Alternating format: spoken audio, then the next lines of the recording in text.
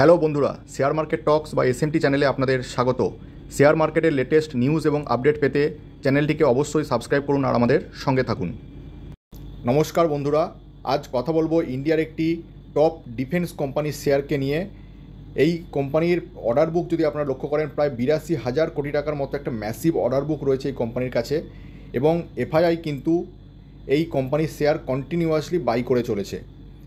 তো বন্ধুরা, ভিডিওটি শেষ পর্যন্ত আপনারা দেখুন। এই কোম্পানির সমস্ত ডিটেলস আমি আজ শেয়ার করব। আর সেই শেয়ারটির নাম হলো হিন্দুস্তান অ্যারোনটিক্স লিমিটেড বা হ্যাল। আপনারা জানেন বন্ধুরা, হিন্দুস্তান অ্যারোনটিক্স লিমিটেড ইন্ডিয়ান এয়ারফোর্সের বিভিন্ন এয়ারক্রাফট কিন্তু তৈরি করে থাকে। এই কোম্পানির মার্কেট ক্যাপিটালাইজেশন এই মুহূর্তে দাঁড়িয়ে আছে প্রায় 2.11 লাখ ক্রোরের কাছাকাছি, এবং রিসেন্টলি এই শেয়ার কিন্তু তার 52 উইক হাই দিয়েছে অ্যারাউন্ড 3226, এবং এর 52 উইক লো ছিল প্রায় 1237-এর কাছাকাছি। এবং লাস্ট এক বছরে এই কোম্পানি কিন্তু 133%-এর মতো একটা ম্যাসিভ রিটার্ন দিয়েছে।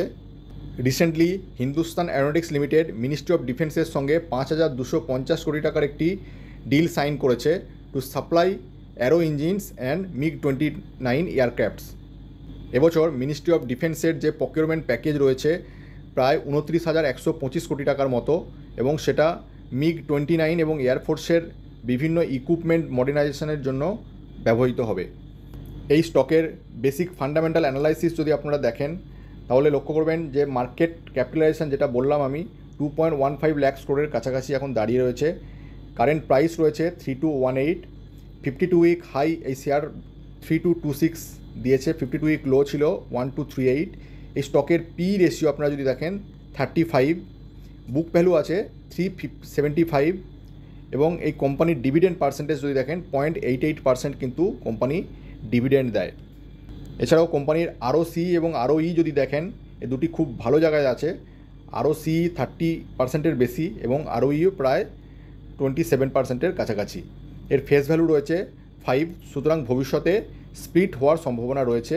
EPS প্রায় 92, ডেপ্ট খুবই সামান্য, একদম না কে বরাবর, ডেপ্ট টু ইকুইটি রেশিও অলমোস্ট 0। সুতরাং এই কোম্পানি কিন্তু একটি ডেপ্ট ফ্রি কোম্পানি এবং হাই ROCE এবং হাই ROE। কোম্পানির শেয়ার হোল্ডিং প্যাটার্নের দিকে লক্ষ্য করলে আপনারা দেখবেন যে প্রোমোটার হোল্ডিং প্রায় 72%-এর কাছাকাছি রয়েছে, এবং আপনারা জানেন যে যেহেতু এটি PSU স্টক, এর মেন প্রোমোটার কিন্তু গভর্নমেন্ট অফ ইন্ডিয়া, সুতরাং প্রোমোটার হোল্ডিং খুব সুন্দর রয়েছে। এফআইআই দেখুন কন্টিনিউ কোয়ার্টার অন কোয়ার্টার কিন্তু তাদের স্ট্যাক বাড়িয়ে চলেছে, এবং লাস্ট ডিসেম্বর কোয়ার্টারে তারা প্রায় 13%-এর কাছাকাছি কিন্তু স্ট্যাক হোল্ড করছে এই কোম্পানির। অপরদিকে ডিআইআইয়ের হোল্ডিং যদি দেখেন, ডিআইআই কিন্তু আস্তে আস্তে তার স্ট্যাক কিছুটা কমিয়েছে, এবং লাস্ট ডিসেম্বর কোয়ার্টারে তারা প্রায় 9.13%-এর মতো এই কোম্পানির স্টক হোল্ড করছে। আর বাকি পাবলিকও কিন্তু তাদের শেয়ার হোল্ডিং কিছুটা বাড়িয়েছে। রিসেন্টলি পাবলিক 6.28% হোল্ড করছে। এই কোম্পানির লাস্ট 5 বছরে যদি সেলস গ্রোথ দেখেন, কন্টিনিউয়াসলি ইয়ার অন ইয়ার কিন্তু কোম্পানি তাদের নেট সেলস বাড়িয়ে চলেছে। 2019-এ যেটা 20,000 কোটি টাকার মতো ছিল, সেটা 2023-এ এসে প্রায় 28,000-কেও কিন্তু ছাড়িয়ে গেছে। সুতরাং বলা যায় যে কোম্পানি দিনকে দিন কিন্তু তার ইনকাম ভালো করছে, রেভিনিউ ভালো জেনারেট করছে তার বিজনেস থেকে।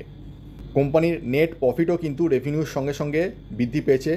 19 থেকে 23 পর্যন্ত আপনারা যদি লক্ষ্য করেন, প্রায় তার প্রফিট প্রায় 3 গুণের কাছাকাছি হয়ে দাঁড়িয়েছে।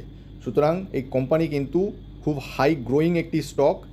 ভবিষ্যতে গভর্নমেন্টের যে আত্মনির্ভর ভারতের প্রকল্প রয়েছে, তার জন্য কিন্তু ভবিষ্যতে এই শেয়ার আরও ভালো করবে, এটুকু আশা করা যায়।